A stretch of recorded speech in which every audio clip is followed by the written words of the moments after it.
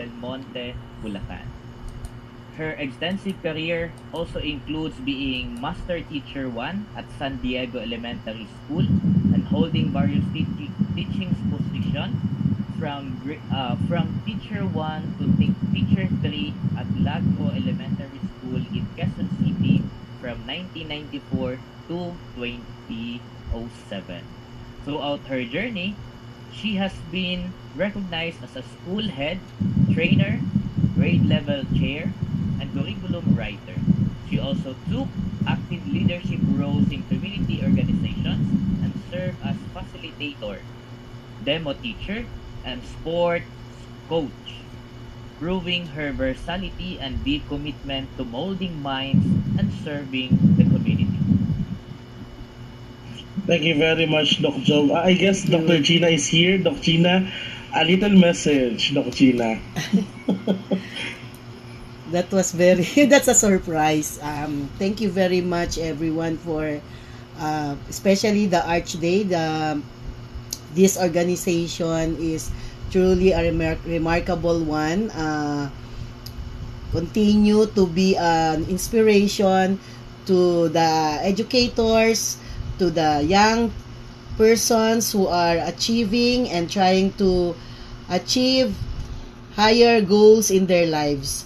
We know that education is a catalyst for change, and we really need to change in order to become a better person.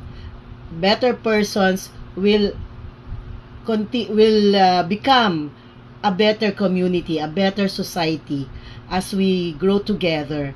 So thank you very much, and I hope that we can continue to sustain this kind of activity, and that we can all together in our small way, wherever we are, as there are among us, there are some who are in another country, some of us even here in the Philippines, in different parts of the Philippines, we can become a beacon of light where we can inspire children, we can inspire young people. So congratulations to Dr. Zaldi Carion de Leon and Dr. Makalintal, and to the organization, to the Board of Trustees of the FBST and Consortium, the Arch Consortium.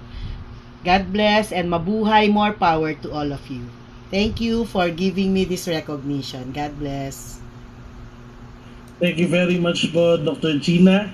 And I'm very, very happy to see you once again. That was a little bit almost a year since the last time we met each other po. Ano? Yes, I am one of the graduates of Fundamental Baptist Theology School Consortium of Texas Baptist College. So I can say that I have learned a lot, and our research paper is about peace education, resolving conflicts in the organization. So with the mentorship of Dr. Makalintal, Dr. De Leon, we are really in good hands, and we really can aspire more, even if you are already in your old age like me. So education has no age limit, as long as you have the passion to learn, because we are lifelong learners. We continue to learn. There's continuity.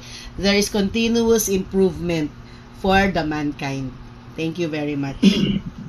Thank you very much po, Dr. Gina. And I would like to take this opportunity din po, as told by our Dean of Studies, Dr. Sadi, that in the coming studies of the seminary, Dr. Gina po will serve as one of the professors in the Christian education. So that's a surprise, another surprise announcement for Dr. Gina. And thank you very much. It's an honor and a privilege to be of service for the Filipino as well as people around the world. Thank you. Thank you very much po. And now we move to the next